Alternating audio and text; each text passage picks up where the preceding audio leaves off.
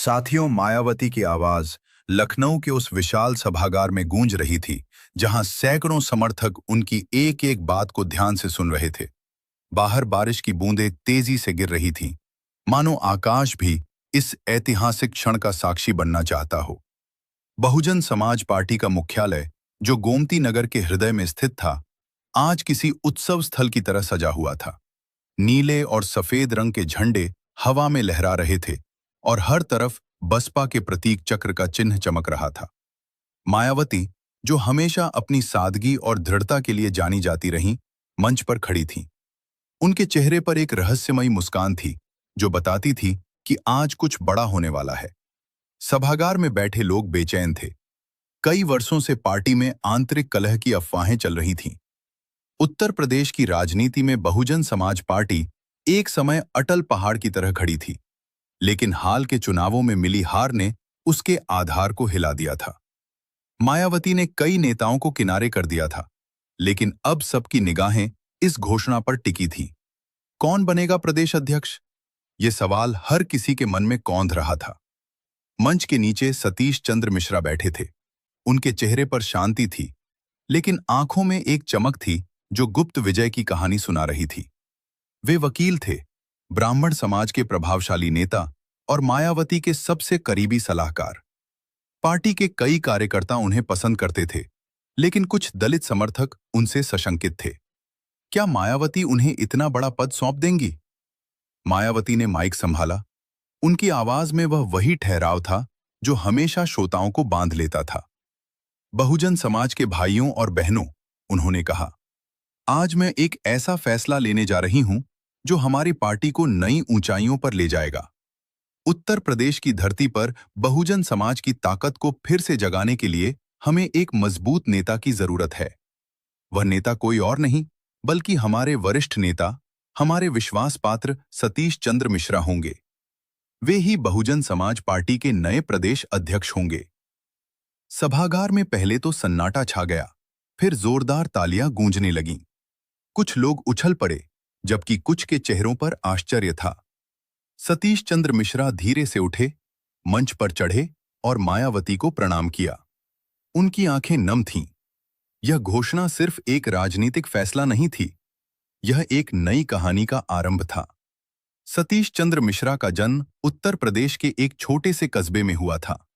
उनके पिता एक साधारण वकील थे, जो ब्राह्मण समाज के बीच सम्मानित थे। बचपन से ही सतीश को किताबें और कानून की दुनिया ने आकर्षित किया।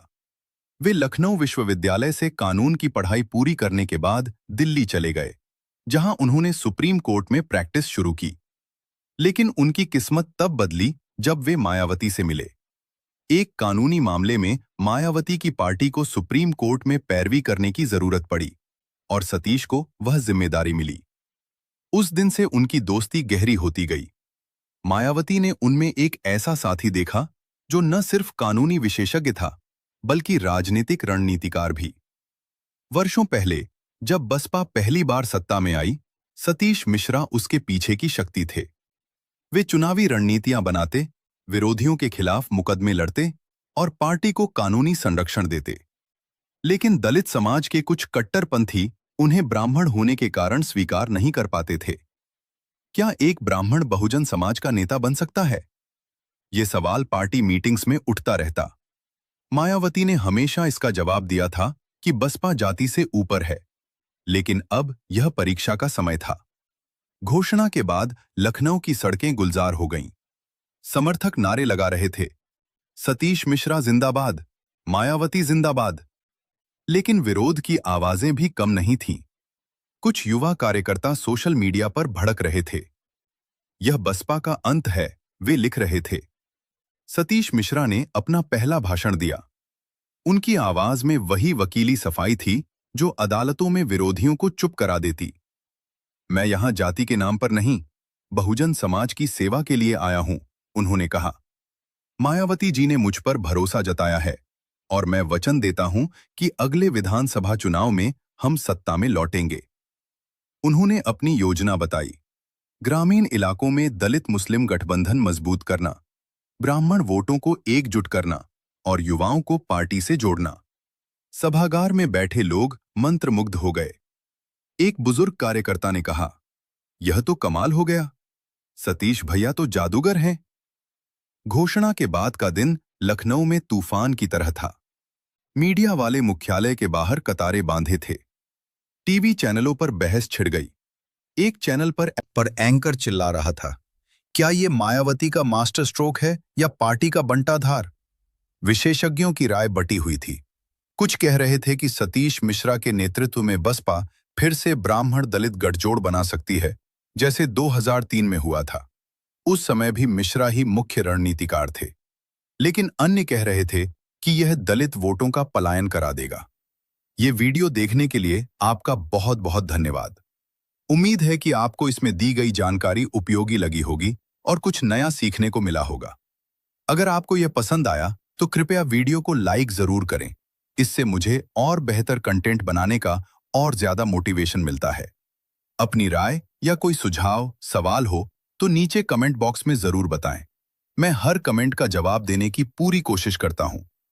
दोस्तों, रिश्तेदारों के साथ इस वीडियो को शेयर भी कर दें ताकि ज्यादा से ज्यादा लोग इससे फायदा उठा सकें। और हाँ, अगर आप हमारे चैनल पर नए हैं या नियमित रूप से ऐसे ही उपयोगी वीडियो देखना चाहते हैं तो अभी चैनल को सब्सक्राइब कर लें और बेल आइकन दबा दें ताकि हर नई वीडियो की नोटिफिकेशन आपको सबसे पहले मिले। फिर मिलते हैं अगले वीडियो में। तब तक के लिए अपना ख्याल रखें। नमस्ते।